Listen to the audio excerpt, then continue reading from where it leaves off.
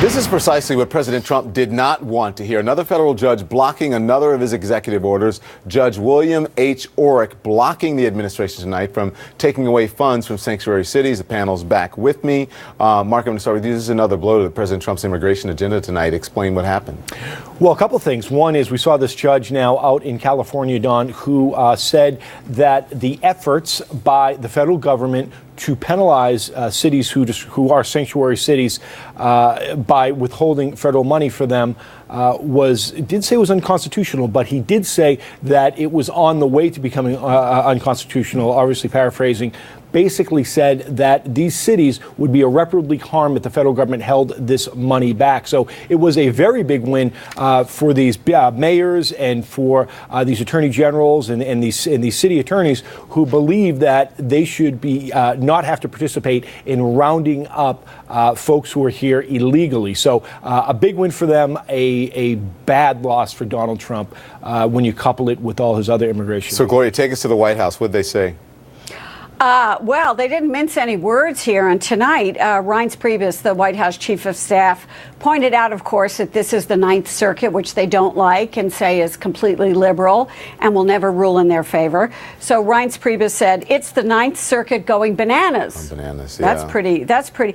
And he made the case that these are plaintiffs shopping for courts that they can get to that they know are going to rule in their favor. And then at the end of his statement, he said, look, we'll win at the Supreme Court at some point. And he further said, we're going to take action to appeal this. So, of course, they're going to appeal it. And they believe that they can win at the Supreme Court. They've just gotten Neil Gorsuch on the court. And I think they understand that these things in the end are going to go to the highest level. Yeah, and they're the travel ban, they're appealing that as well. Gloria, I have to ask you, because I've been watching the network, you've been doing a lot of reporting on the administration's 100-day agenda. How does this fit into that now? Well, look, I don't think it's in the win category. I think it goes along with the travel ban, which is to be determined, and they're still in the courts. And I think they're coming up against the harsh reality that when you really try and turn a battleship around very quickly, and you've campaigned on something and you promise something, whether it's repealing Obamacare or whether it's a travel ban, the courts are a separate branch of government, separate but equal. Yeah. And they are coming up against this time and time again. In the case of the health care, they're coming up against their own Republicans. So the first 100 days has really been a reality check for people in the White House. And their large successes have come on their executive actions. But as you see tonight, sometimes those are going to get challenged in the courts. Is this the problem, Phil, with governing by executive action, is that they don't necessarily always have teeth and they're not tested, and once they are, is this what you run up against? It is, but as a former government official, there's a silver lining in everything. If you do this for 25, 30 years, you look at what is a setback for the White House and you see an opportunity for law enforcement, believe it or not, Don. Let me give you two opportunities here. Number one, law enforcement officials I've talked to said, look, we got to walk the beat. We got murder, we got rape, we got violent crime, which is by and large down in this country. But do you want to take an urban police officer or somebody on the border and say, I want you to spend more time on immigration than you do on violent crime? There's a resource question here that's a silver lining. The second question, I'm a counterterrorism guy, Don. If you go to a community and you say, I want you to raise your hand and tell me if somebody in your family is thinking about joining ISIS, what do you think they say if you say, I might also ask you whether you're an illegal immigrant? There are silver linings in this, so I understand why ruling by executive order is a problem. Yeah.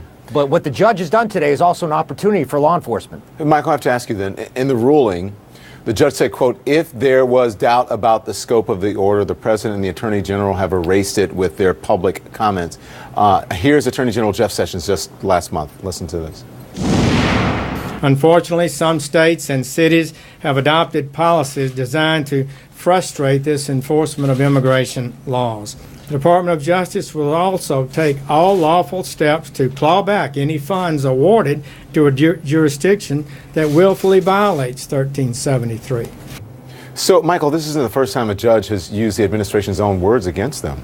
That's right. I mean, we're seeing the same thing that we saw with the travel ban. And essentially what Sessions was trying to do, I think, is talk about the idea of the spending power of Congress being the hammer that now the executive branch was going to wield over these cities if they didn't put in place an immigration enforcement plan that was in agreement with the president.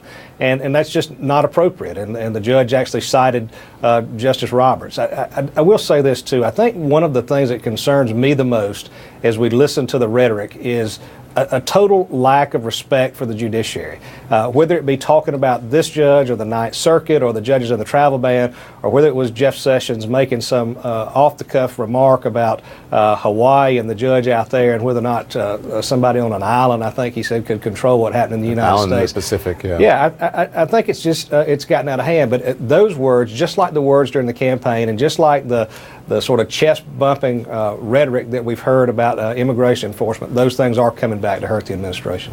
So, Jack, listen, you were there in Congress. I mean, is he finding out the hard way that executive orders are not that effective? Maybe he should be focusing on actual legislation. Well, I think he's going to continue to do both. And let me say this, that the federal government has extremely high discretionary power when it comes to doling out grants, transportation grants, water and sewer grants, CBDG, the community block grants. And if these cities think that that's not going to happen, they're crazy. And I'll say this, Michael, they're crazier than the 9th District Court. I don't believe that they deserve the respect. Priebus said frankly, bananas. Well, the words were bananas. I think the 9th District makes the Cartoon Channel look serious sometimes. That's how irresponsible they are. When they quote what somebody says in a campaign and use it to make a political determination on law, they don't deserve the respect. That's like saying every member of Congress, whatever he or she said on the floor of the House, we're going to apply that to the law anytime it comes up. Quickly, that is Jack, so please. silly. It's so irresponsible. That was the Attorney General. That was Attorney General that Jeff was the Sessions. 9th District. I'm talking about what we just heard. The clip we just heard was the Attorney General of the United States basically threatening and talking about clawing back money if these cities didn't agree with the Trump plan. But the federal government that's not a campaign. I'm out of time. Thank you all. I appreciate it. All right, great. We come